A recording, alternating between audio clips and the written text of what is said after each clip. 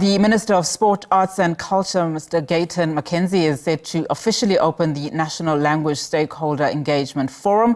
The two-day engagement session in Pretoria is hosted under the theme Enhancing South African Languages for a Better South Africa, celebrating 30 years of democracy and beyond. While the forum seeks to encourage a discourse on language legislation, language policy, implementation processes and language advocacy.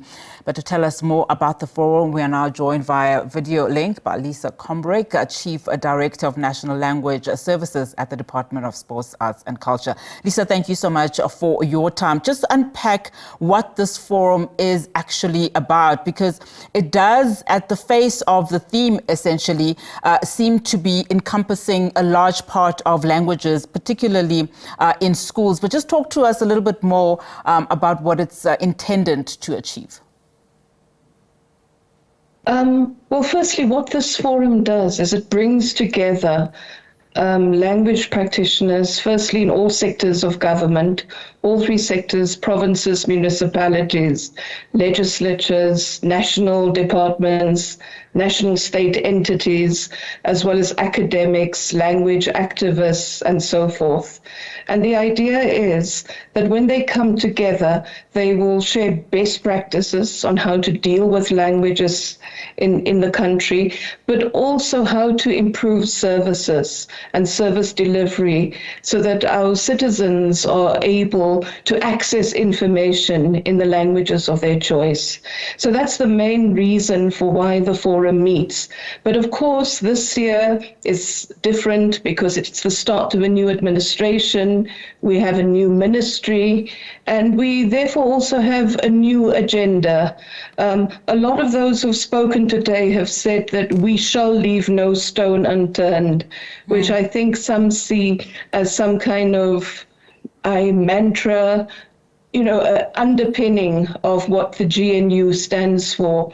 And what is very clear is that languages will now be taken maybe more seriously than they have been taken in recent years, and that it's very important to promote cultural diversity. The Minister has emphasized social cohesion quite a lot in this morning's proceedings. You speak about many firsts, of course, under the backdrop of this particular engagement.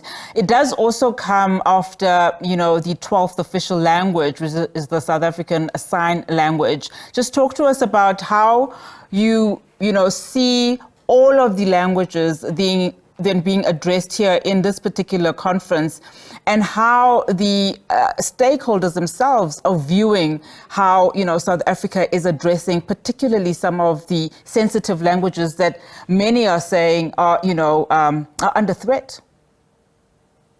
Well, that's a very interesting issue that you've mentioned, because of course it was really not too long ago, in 2023, that we saw the officialization of South African Sign Language. So sign language has played an important part already today. It's been discussions around sign language, especially the use of human language technologies, IT, etc., to improve services in terms of the delivery of South African Sign Language, has really been on the discussion this morning.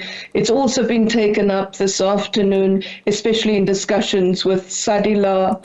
And, SADiLaw is a Center for Digital Language Resources, and they're also doing a lot of work to promote South African Sign Language. But I think also at the forum this year, we've probably seen more sort of members or language activists of the Khoi and San community also present. And there is really a very strong feeling that we need to look at languages that are endangered. We all know about the new language, and that Omar Katrina Esau is the last fluent speaker of the new language. And the Minister has made commitments that, and if I can quote, that no languages that are currently endangered should die. And so there will be, I think, plans of action, programs of action coming out of this conference. We've emphasized that it's not a talk shop. There will be measurable action plans that come out of it and deliverables. Maybe the most interesting thing is that stakeholders seem to broadly agree that early next year there should be a whole national language summit. I think there's quite a lot of unfinished business in our constitutional arrangements, dispensation around languages.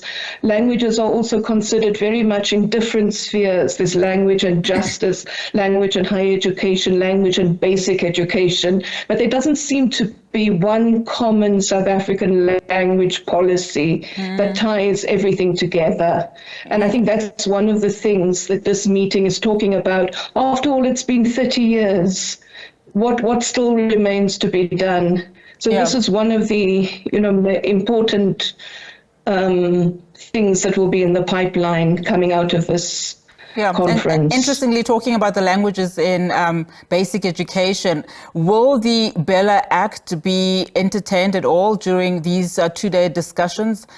Because we know, of course, whilst it is made an act now, there's still a lot of misconceptions out there about what its intent is in certain aspects, particularly that speak to language.